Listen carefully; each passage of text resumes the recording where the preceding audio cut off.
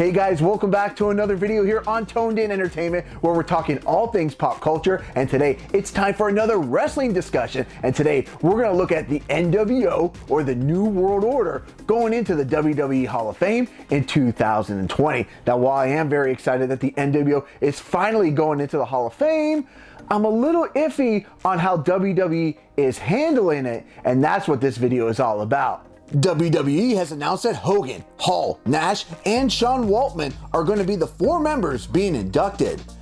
And I do have an issue with this. When you think the nWo, it was a gang. But let's be honest, there were so many members at different times during WCW's run, it's probably impossible to induct everyone. There was the original nWo, the Wolfpack, nWo Hollywood. Then Hogan took over the Wolfpack, nWo Black and White led by Stevie Ray. There was nWo Japan and nWo Black and Silver with Jeff Jarrett and Bret Hart at the helm. And then we even had WWE's own version with Shawn Michaels and Booker T.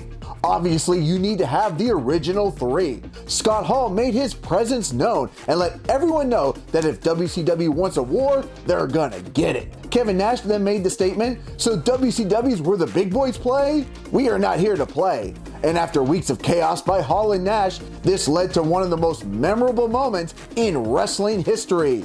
Bash at the Beach 1996, where we would see Team WCW of The Stinger, Macho Man Randy Savage, and Lex Luger take on Hall and Nash with a mystery partner. At the time, there were so many rumors on who the third man would be. Names like Yokozuna, Bret Hart, and even King Mabel were being thrown around. The other possibility was one of the Team WCW members turning on their partners and joining up with Hall and Nash. Now, I remember watching Bash at the Beach live with a big group of friends, and at the moment Lex Luger got knocked out, we all thought it was going to be him joining Hall and Nash, but thankfully it wasn't. It was the Hulkster that came down to ring and proceeded to drop the leg drop on the Macho Man and became the third man, and wrestling would never be the same.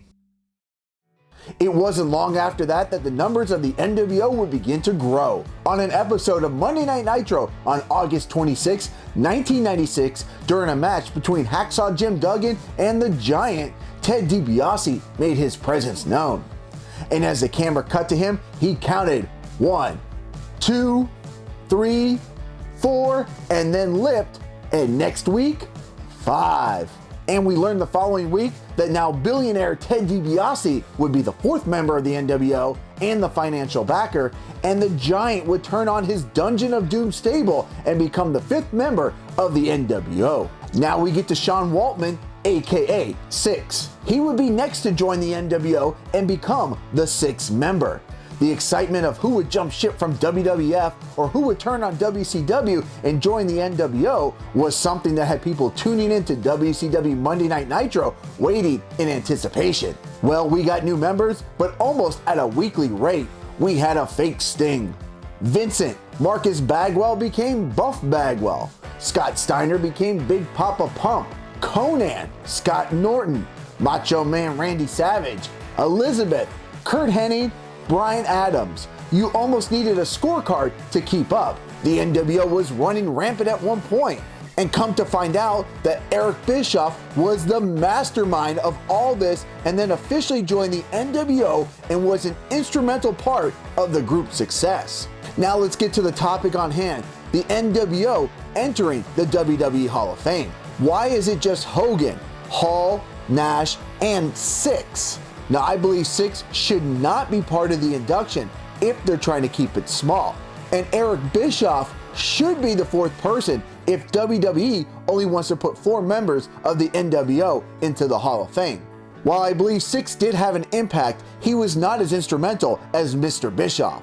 And if you're going to put Sean Waltman in, what about Ted DiBiase and the Giant? They were members of the nWo before him. Why aren't they part of the Hall of Fame induction?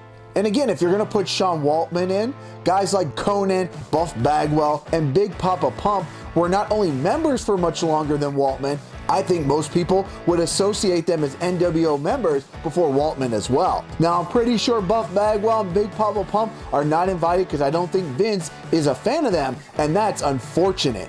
Now, once again, this is one of the reasons why WWE frustrates me is that they're taking the New World Order and kind of rewriting history with this Hall of Fame induction, making it seem like Syxx was like a major member of the nWo. And while in reality, yes, if I was in charge, I would put Syxx into the Hall of Fame, but I wouldn't leave out these guys as well.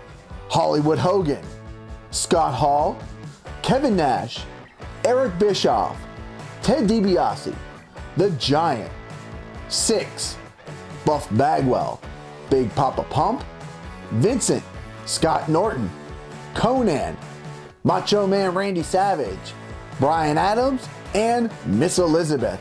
These are the names I think of when I think New World Order. Now, they haven't announced who's going to induct the nWo into the Hall of Fame, but I think it has to be their #1 nemesis, the Stinger.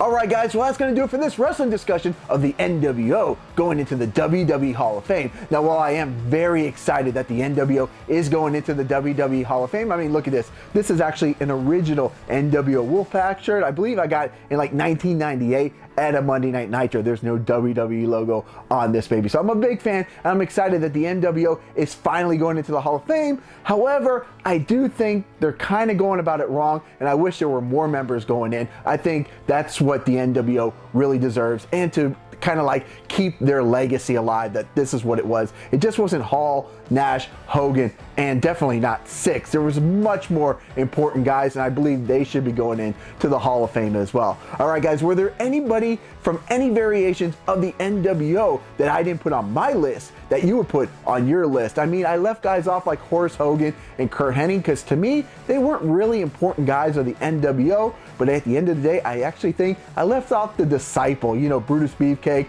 Hogan's best friend. He was kind of like a long-time member, and I do think actually after doing this video, I think I should have put him on my list. All right, guys, make sure you subscribe here to Toned In Entertainment for future videos. Subscribe to the channel. Do it. Go now. Do it now.